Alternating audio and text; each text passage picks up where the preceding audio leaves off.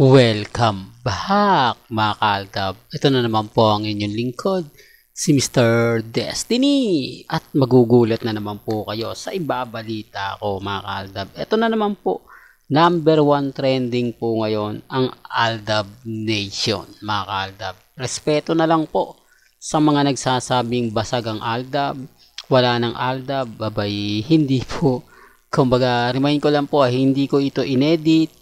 Wala pong editan na ang nangyari mga kaaldab, na kung saan nga po merong 17,500 posts ang Aldab Nation. Sabi ko nga dito po sa channel ni Mr. Destiny, hindi lang po talaga nila matanggap yung binibigay kong update. Hindi lang po nila matanggap na hanggang ngayon malakas pa rin ang Aldab. Hanggang ngayon kampante pa rin po yung Aldab. Di po ba? Taliwas po sa mga sinasabi at mga pinapakalat po nila. Ako masaya ako mga kaaldab dahil kahit papaano nasasampal po natin sila ng katotohanan. Kahit papaano nababawasan po yung pighati at kumbaga masasabi natin na tampo ng ilang mga mamis, mga titas, mga senyor. Di po ba? Although sinasabi ng iba, hindi totoo yan. Wala pong problema. Kumbaga ang sa akin lang po, nagbibigay lang po tayo ng update, nagbibigay lang po tayo ng mga kaganapan. Kung bakit po ba nagte-trending ang Aldab? Dahil din po sa Aldab.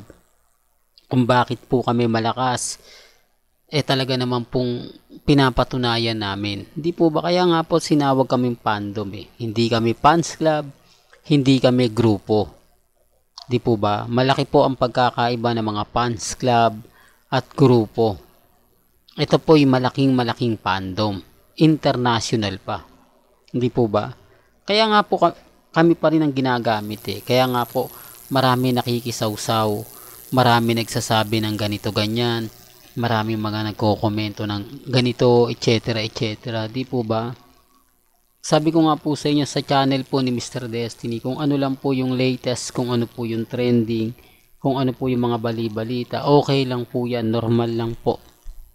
Sa mga nagsasabi na hindi, fake news ka Mr. Destiny, paano mo masasabing fake news kung sila po mismo ay sumasang-ayon sa mga sinasabi ko, kung sila po mismo nagbibigay ng mas matindi. Sample pa lang pinapakita ako mga picture, pero sila mas matindi, video at mga message na kung saan nga po na-save ng Aldab Nation. Kaya po sa kapatid ni Mengay, si Nikki at si Colleen, wala po silang masamang masasabi hindi nila po pwedeng sabihin na yung mga post nila hindi totoo. Hindi po ba? Sa kanila lang babagsak. Ibig sabihin lahat ng post mo simula 2015 hanggang 2017 puro fake news. Kaya nga po ako pag nakaka-encounter ako, wag niyong gaganyanin pamilya ni Mengay. Sinasabi po nila, ginagamit ko daw po si Nikki at si Colleen at si Dean. Sabi ko nga po, sila po yung tipo talaga na hindi naman to artista Hindi po ba? Hindi naman po sila masasabing celebrity o sikat na may artista po talaga sa pagkatao po nila. Wala Di po ba? Simpleng taga Bulacan lang naman si Tatay Dab na nirerespeto at ginagalang. Ganon din po si Nanay Dab. Paano nyo masasabi na mahilig sila sa yung tipong nangangagaw ka ng atensyon? Di po ba? Yung tipong para lang mapansin ka gagawin mo. Real talk mga kaaldab. Pero bago ko ituloy ito mga kaaldab, kung bago ka lang sa channel na to at isa kang true-blooded Aldab Nation na nagmamahal kina Mengay at Isoy, tama po ang channel na pinuntahan mo, kaya consider na po kitang bagong subscriber. At huwag mong kalimutang i-share ang mga video po natin sa mga mamis, sa mga titas at sa mga senyor. Remind ko lang po sa mga taong react ng react. Lahat po ng binanggit ko, lahat po ng sinabi ko, galing po mismo kila Dean, kay Nikki at kay Colleen. Hindi nila po pwedeng sabihin na, hindi, ano lang yan, natuwa lang ako kaya ako po pinost yan. 2 taon na natutuwa ka, lagi yun ang post mo. 2 taon na puro magaganda yung post mo para sa Aldab. 2015 hanggang 2017. Di po ba? Kaya nga po natatawa na lang ako sa mga nagko-komento na hindi ano lang yan. Hindi magpo-post si Nikki ng hindi totoo. Pinalaki ni Nanay Dabian at Tatay Dabian na may respeto at may takot sa Panginoon. Di po ba? Ganon din naman po si Colleen. Ibig sabihin magpo-post po sila na walang katotohanan. Magpo-post po sila ng hindi totoo. Di po ba? Kaya nga po pagkadating dun sa kapatid ni Mengay, talagang wala. Wala po silang masasabi sa atin. Wala po talaga silang pwedeng, kumbaga kung ano-ano yung ipapaliwanag. Di po ba? Sabi ko nga po sa inyo, mahirap talagang ipaliwanag lalo na po sa mga bulag at bingi. Kaya nga po yung pinakita ko yung video ng kasal nila Mengay. Anong ginagawa ng mga kapatid ni Mengay? Bakit sila nag-aayos? Anong ginagawa ng mga kaibigan ni Mengay? Bakit sila sobrang busy? Kasali nga po ba sila sa Kaliserye? Kasali nga po ba sila sa segment ng One for All for One? Di po ba hindi? Anong effort nun? At bakit sila imbitado? Samantalang ang magbabayad nun, ang GMA, ang Itbulaga. Di po ba? Hindi naman pwedeng punuin mo ng simbahan lang para sa mga kamag-anak ni Mengay, kamag-anak ni Alden.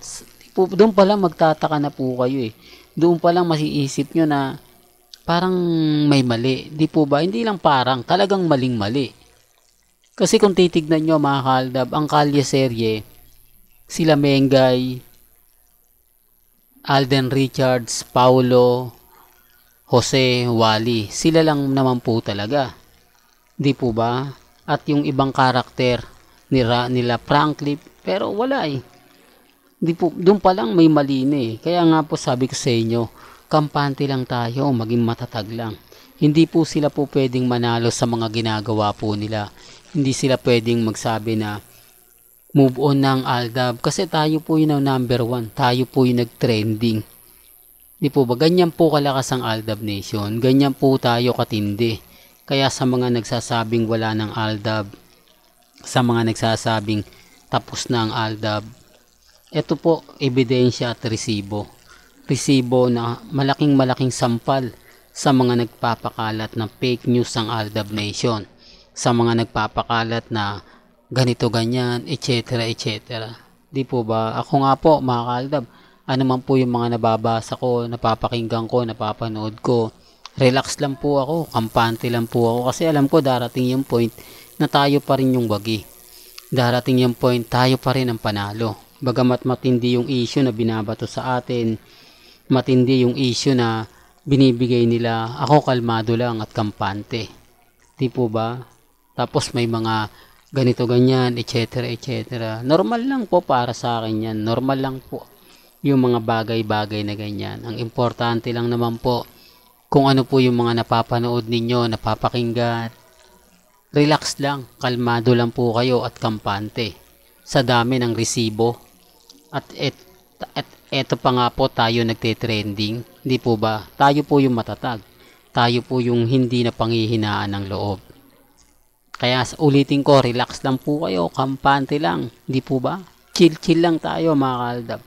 Well, hanggang dito na lang po ang ating latest updates. Kaya kung gusto nyo pa po ng pinaka-latest at sariwang update, abay tumutok lang po kayo dito po sa channel ni Mr. Destiny para updated po kayo sa mga latest at sa mga bagong video po na ilalabas po natin maya-maya lang. Hanggang sa muli, salamat po sa panonood at pakikinig.